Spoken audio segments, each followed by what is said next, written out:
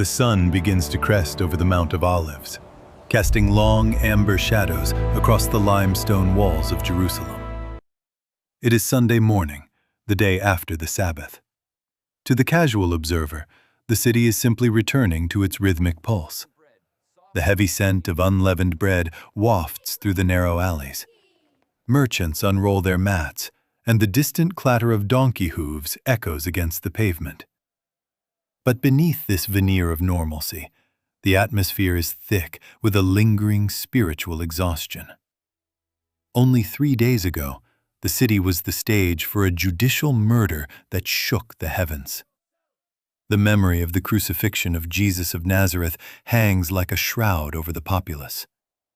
Many had stood in the dust of Golgotha, watching the man they called Rabbi draw his final breath. Others only heard the whispers, the darkness at midday, the tearing of the temple veil. Whether they cheered his demise or wept for his loss, no one was truly indifferent. While the city wakes, a small group of men remains paralyzed in the dark. The disciples are hiding. Behind locked doors, they are drowning in a cocktail of grief, shame, and absolute terror. The man they staked their lives on is dead. The kingdom they envisioned has seemingly crumbled into a pile of Roman nails and Jewish rejection. We often judge them for their lack of faith, but in the crushing weight of trauma, human logic often eclipses divine promise. Even though he told them he would rise, the finality of a sealed tomb is a difficult argument to overcome. As the prophet Isaiah once wrote, "He was oppressed and afflicted, yet he did not open his mouth. He was led like a lamb to the slaughter." Isaiah 53:7. To the disciples, the slaughter was the end of the story. They didn't realize that the silence of Saturday was merely the indrawn breath of God before the shout of Sunday. While the men are frozen in fear, the women are moved by love. As the first light touches the horizon, Mary Magdalene, Mary the mother of James, and Salome venture out. They aren't going to witness a miracle. They are going to perform a funeral rite. They carry jars of expensive spices, myrrh and aloes, to properly anoint a body that had been buried in haste. As they navigate the quiet streets, a practical anxiety weighs on them. They knew Joseph of Arimathea had placed a golal, a massive disc-shaped stone, to seal the tomb. It weighed 1 to 2 tons.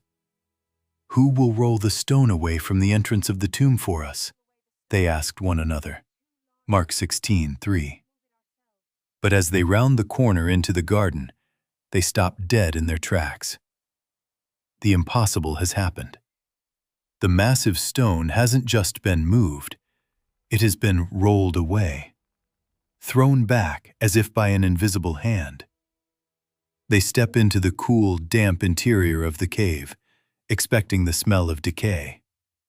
Instead, they find a void.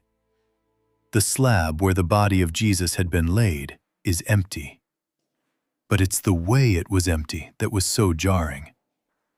The linen wrappings, the heavy strips of cloth used to bind the body, were still there, lying in their original folds. It wasn't the scene of a grave robbery. There was no mess, no struggle.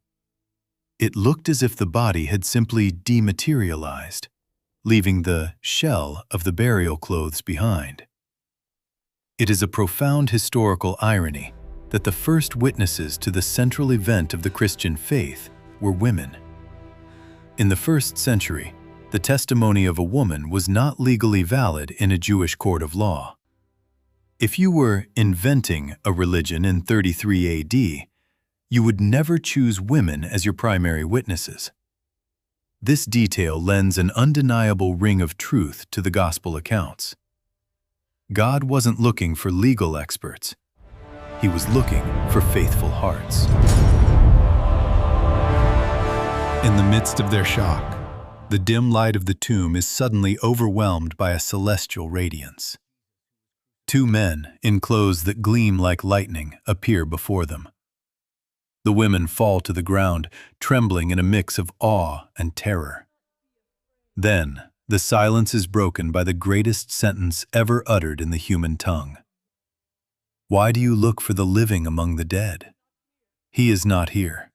He has risen." Luke 24, 5-6. This wasn't a theological debate or a complex philosophical theory. It was a blunt, historical fact that shattered every law of biology and physics. The angels gently rebuke them.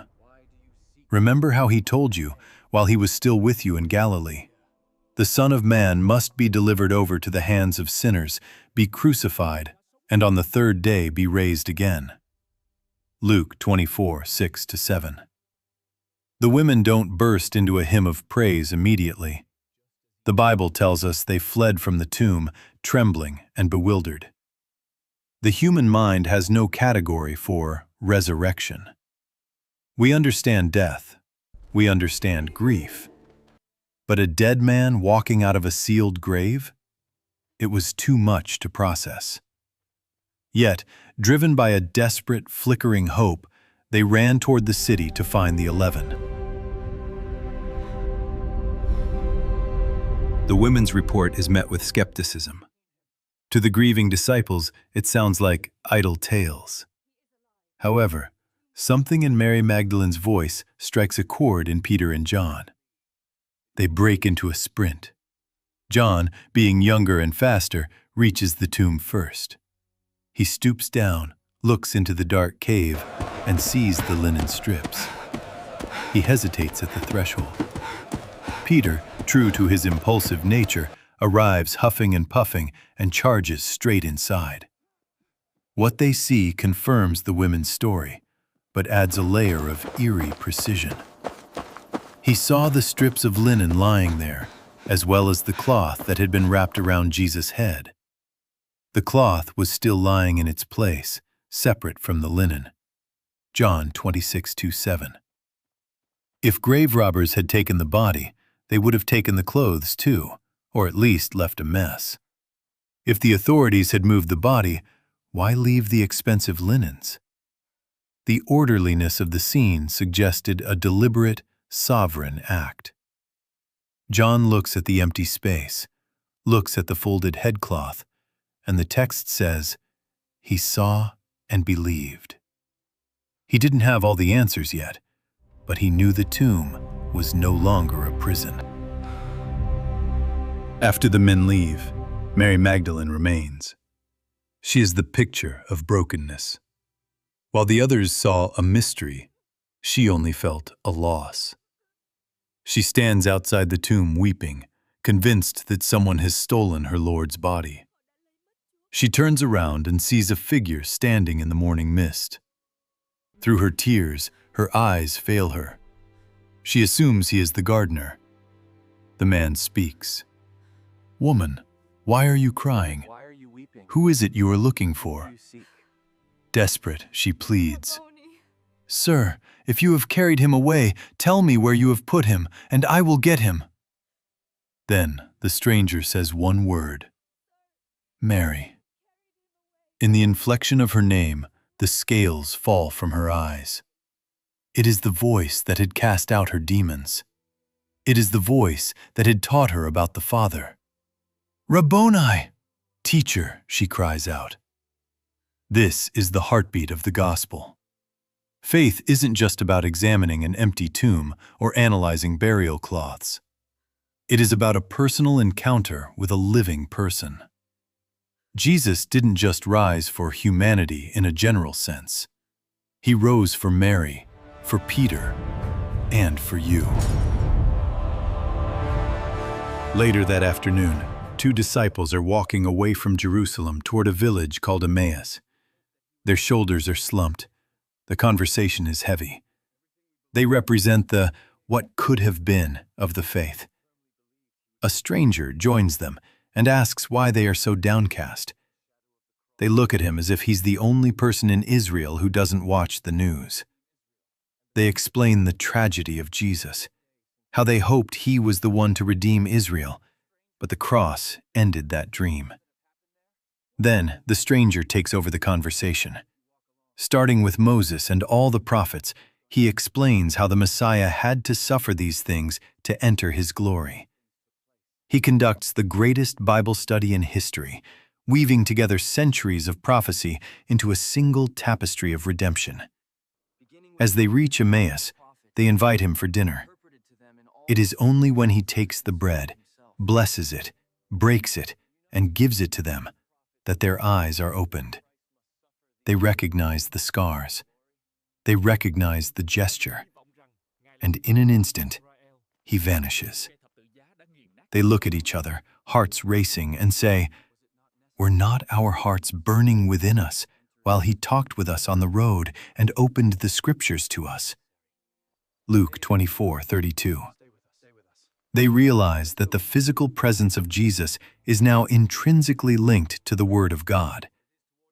To see him, we must look through the lens of the Scriptures. Back in Jerusalem, the disciples are huddled together. The doors are double-bolted. The atmosphere is thick with rumors and nerves. Suddenly, without a door opening or a floorboard creaking, Jesus is simply there. He doesn't start with a lecture on their desertion at Gethsemane. He doesn't rebuke their doubt. He says, "Peace be with you." He shows them his hands and his side. The wounds are still there. In his resurrected body, Jesus chose to keep the scars of his sacrifice. They are the eternal medals of his victory. As it says in Revelation 5:6, he is the Lamb, looking as if it had been slain. The room transforms from a tomb of fear into a temple of joy. They touch him. They watch him eat a piece of broiled fish to prove he isn't a ghost. This was not a spiritual resurrection or a vision. It was a physical, tangible reality. The mission was now clear. They weren't just followers of a martyr, they were witnesses of a conqueror. While these earth-shattering encounters are happening, the rest of Jerusalem is utterly oblivious. The Roman guards are likely reporting their failure to the priests. The high priest is probably convincing himself that the rumors will die down. The average citizen is more worried about the price of grain or the heat of the coming afternoon. The resurrection didn't happen with a parade through the main square. There were no banners, no trumpets audible to the masses. It was a quiet revolution. This is how God often works.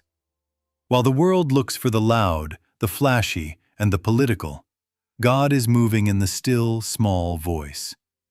He is working in a garden, on a dusty road, and in a locked room. For the majority of Jerusalem, the story ended on Friday. For the world, it was only just beginning. The eternal impact. Why it matters. Why are we still talking about this 2,000 years later? Why did these once cowardly disciples suddenly become bold enough to face lions and crosses of their own to spread this message? Because if the resurrection is true, everything changes. 1. Identity. It proves that Jesus was exactly who he claimed to be, the Son of God. As Paul wrote in Romans 1:4, he was declared with power to be the Son of God by his resurrection from the dead. 2. Victory.